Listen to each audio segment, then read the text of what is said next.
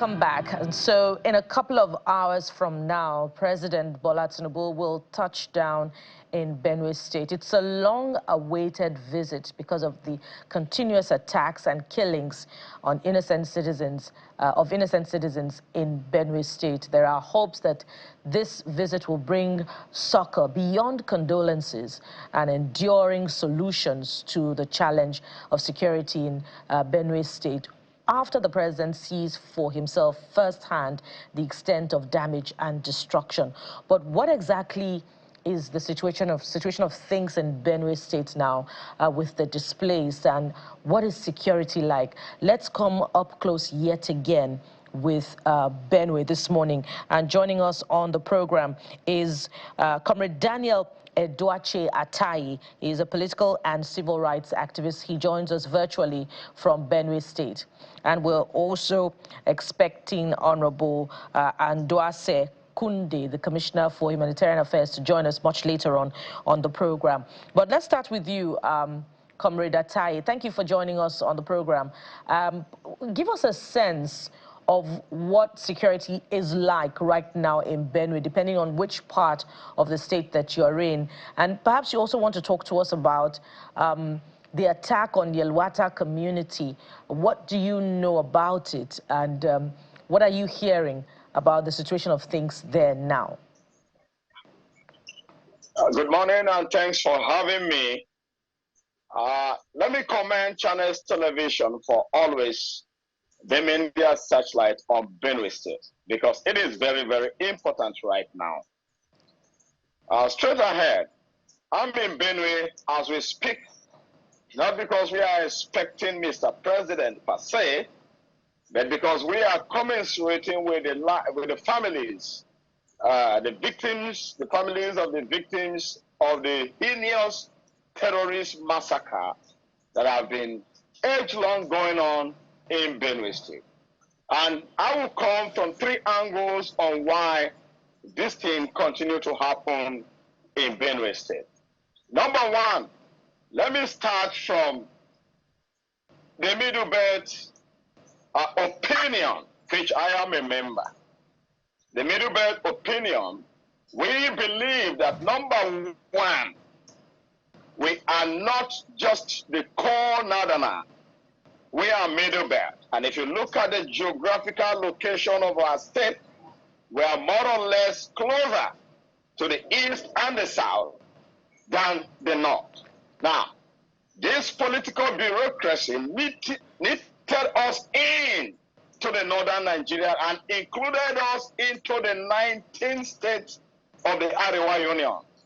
And the Arewa Union, always, when they need our number, they call us Arewa and produce chairman of Arewa from us. But when it turns around and they want their religious expansion, religious ideology, they call us infidel and they kill us. If you look at the kind of killing that is going on all over in Benue State, in Apa, in Agatu, in Yelwata, in Ukum, in Kwande, and in Logo, in everywhere, you will discover that not even infants are spared. A situation where you slit the throat of infants, you stab pregnant women in their stomach, you bring the child out and you still kill the child. Is that warfare? That to me is religious cleansing, religious genocide, religious and ideological killing. We have to note that very, very well. And the expansionists believe that the Benue Plateau Troll must be captured into their religious oligarchy, religious empire, religious crusading. Why is Benue very close to Nasarawa and this kind of things are not happening in Nasarawa State? This kind of thing is not, it has been stopped in Niger State.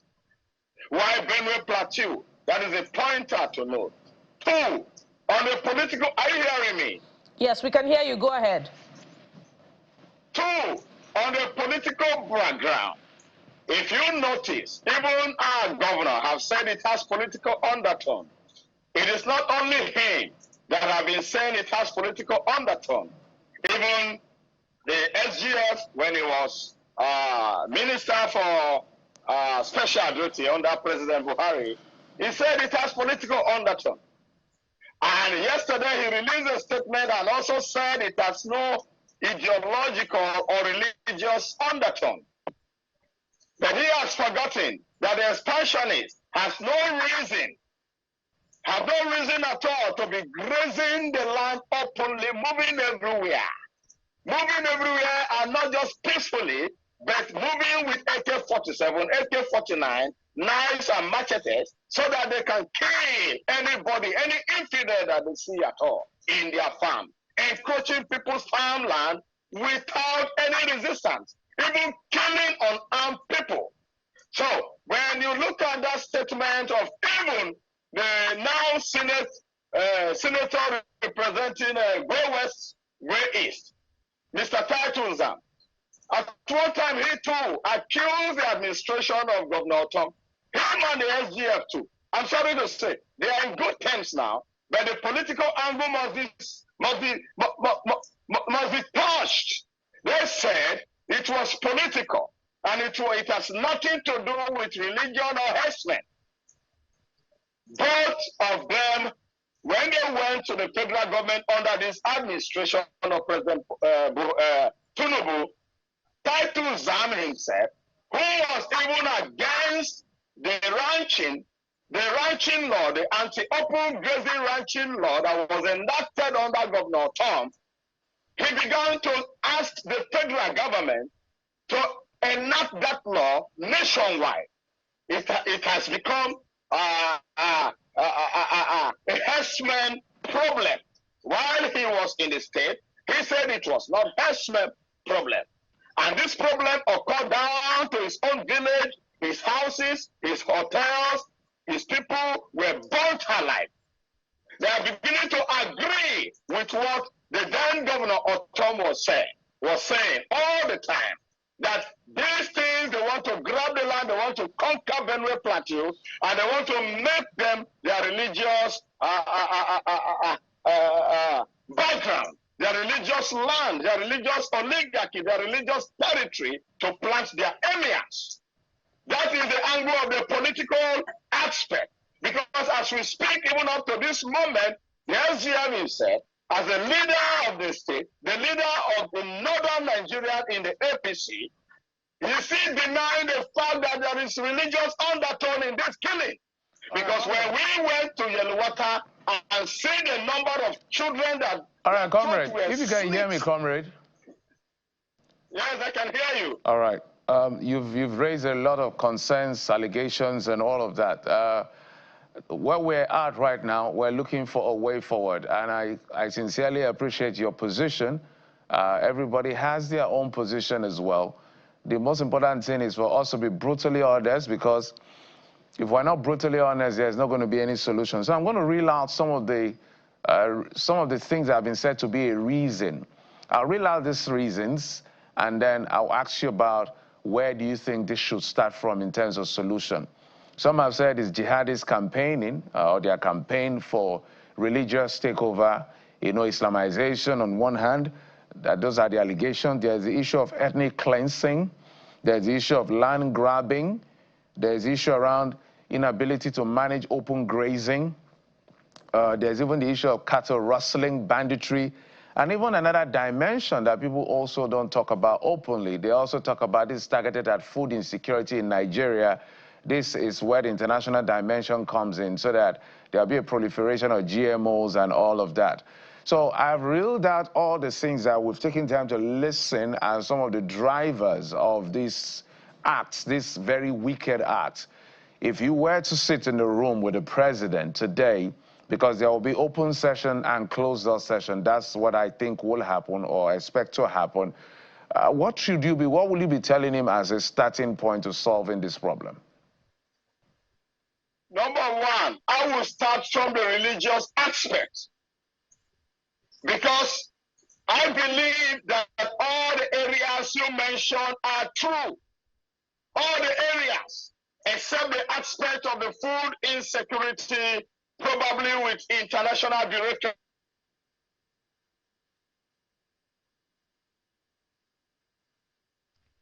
Oh dear.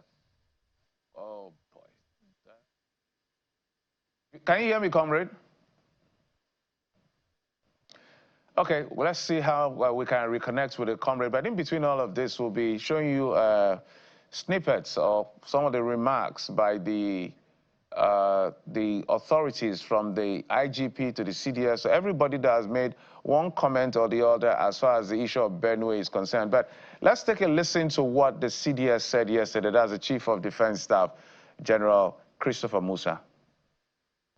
Now, from my own view, what I have observed, two basic things, or three basic things. One, issue of land, indigenous, non-indigenous, critical, which is political. That is supposed to be sorted out politically. Secondly, the issue of the movement of animals. I have told people over time that when they say farmer herders clash, clash means two things are moving. But if the farm is standing and an animal comes in, it's not a clash. It's somebody entering somebody's property. So we must find solutions to how, which means if the animals don't move, we don't have issues. Now again, because of that, again, we have issues of rustling of animals. Which means if we don't even rustle animals again that are moving, again, there won't be most of this problem happening. So those are the three critical aspects that we must be able to address clearly. And like I said, most of it is political solution that needs to come into it. Because it's not what the military can solve. What we can stop is to try and stop people from attacking each other. Well, that's the CDS saying we have our role. Our role is just to stop people killing themselves, but the other ones can be resolved politically. But I made a remarkable statement because I said there's no such thing as conflicts. Clash. Because when an animal, if you move your animal into somebody's farm, it's encroachment. You're encroaching. So these are the brutal honesty we need to be on the table. And then we need to start solving the problem. Amid the conversation, because what you hear most of the time is that, you know, the animals have to graze, and indeed there are grazing routes from the 60s. But what are the practical solutions to 2025 solutions? 2025 solutions to these issues. So why should a population not be interested in becoming more sedentary as against nomadic, you know, from of the times of old? That is no longer realistic. You know, these are the issues. And I'm sure that Comrade Atai has very strong opinions about these concerns. We hope that he's back now. Comrade Atai, are you back now? Yes, I can listen to you. I'm hearing you loud and clear. Yes, go ahead with your thoughts. Yes, what the CDS is saying and the background you read out, they are all true. Let me come in like this. Our present governor, for instance, was coming from the communal background as a priest. The political background, he doesn't understand it very well. He meant well, actually, for the state. But he's naive and ignorant about the history of this killing and why the killings have been on without stopping. Governor passed, president passed, none of them have been able to stop the killings in Benue and in Plateau State. So that political aspect that he talked about, it is because of compromise. What do the herders, what do they do when they come to your state? They go to look for political figures to sponsor. They go to traditional leaders to make pacts that they want to live and graze their cattle. And when they want to sponsor political figures, like governors, like senators, like House of Rep members, like State Assembly members, they offer you money. They offer you cattle. They even ask you to, they have people that can take care of your cows for you. As indigent of Benue State, do we have any business of rearing cattle? No. But all our politicians, all of them, they have cattle ranches in their houses, and sometimes they hire these Fulani men, the herders, who also have connections with their jihadist counterparts and the terrorist ones who are carrying AK-47 to also help them monitor what has been, entrusted into their care to rear. So you see, our politicians, none of them is exception. All of them have cows and cattle in their ranches and in their villages, where Fulani men are the ones heading them for them. So, and on the part of the Mietiala, you will discover that each time they want to come out and assist in electioneering campaign to make part of peace. They will tell you, they will give you money and sponsor you. The era of Governor Tom is a pointer and a very good example. Because when Governor Tom was in power, even before he came, they have already made pact that there should be peace, they should be allowed to graze. And when Governor Tom and Governor Almakura then of Nasarawa State were trying to find a lasting solution of peace and what we call cattle roots in Benue State, they struck that same day, they struck his Guma home. They killed about 54 persons in his own Guma local government. And when the news got to him, they were in the field at local, water area, border between Benue and Nasarawa State. And when he got the news, he said, I am here to make peace and they have gone to kill my people. In this case, no deal. And therefore, we now instituted what we call the anti-open grazing law, which this present administration has also compromised. My heart goes to the governor. I'm looking at him and I'm just weeping and I'm crying. Yeah. Because his ignorance and naivety for relaxing the anti-open grazing law in Benue is also another pointer to the killing. Yes. These are strong allegations that you raise, and there is no evidence. Let's emphasize that, these issues that you're raising remain in the realm of allegations, and there is no evidence to back it up. However, if there are evidence that you can supply, you can, of course, assist security agents with evidence, and, there have been calls time and again for intelligence to be provided. But as we coast home now, how do you think, and this is very important ahead of President Tinubu's visit to Benue State, what do you think are the needs of security agents? Because in Yelwata, there were reports to the effect that, in fact, the police even tried to provide intervention and defend some communities against the attacks, the onslaughts of these marauders, but they were not enough. Maybe perhaps they didn't get backup. So how do you think security, either it's the one provided by the Benue State government or the federal government, can be retooled and reinforced to better defend Benue? Good. If you talk about the one the federal government provided, you saw Mr. President even ask his chief of army staff to relocate to Benue. And immediately he relocated to Benue. Rumor has it that he left the following morning to return back on the directive of Mr. President. But has he stopped the killing in Yelwata, in Apa, in Agatu? Even the military, if you watch some videos that are trending online, the military themselves most of them have been captured, barracks broken down, bombed, and these terrorists even have the audacity to dig tunnels in barracks, attack military barracks, capture military personnel and military armored vehicles, and parading on videos showing off their strength, that they are superior to the military force and capacity of Nigeria as an entity and as a sovereignty. That, to me, is a compromise. Secondly, are you hearing me? Yes, go ahead. Secondly, when you talk about the security provided in Benue State, the Otom regime provided what we call livestock guard.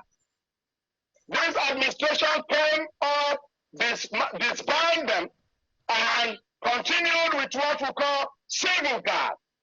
As we speak, how how much are the numbers of the civil guard and what are the weapons they are carrying compared to the AK-47 and AK-49 that these terrorists are carrying. And these civil guard, despite the fact that they are little in number, they have been sent to houses of politicians and they have been reduced to gatemen, and they are not even fighting, protecting lives or preventing the crisis from the header attack. They station at the gate of politicians, the stations at the gate of industries and companies, as if to say they were commissioned to doing that. All right. Meanwhile, the civil guard, according to Governor Alia, was supposed to prevent civil attack and mayhem that is going on in Benue. So that to me is a compromise in their security and logistic tactics and strategy. And we cannot speak these things. So that is the political aspect. All of them are dodging away because their families have not been touched. They are dodging away because they themselves have not been touched. By the time their families or any of them are touched, killed. All right. Comrade Daniel Duachi-Atai, of course, we identify with Benue, we identify with you, and we understand your passion and your concern for your home state. And indeed, the entire nation stands with Benue State at this critical point in time. It cannot get more vivid as you have painted it. We've been talking with Comrade Daniel Duachi-Atai, a political and civil rights activist who joined us virtually from Benue State ahead of President Bola Tinubu's visit to that north central state today. Of course, don't forget that as soon as we get signal from Benue, we'll be going through to get an update on the situation currently on ground ahead of the president's planned visit. We'll take a moment now. When we return, we're returning home here to Lagos, the nation's commercial capital, to try to understand what exactly is the situation of things with the e-call-up system, electronic system of, introducing stability to the ports in Lagos. What exactly is the situation of things with that? We'll get a sense of it as we have stakeholders in that sector joining us on the program. Stay with us, we'll be right back.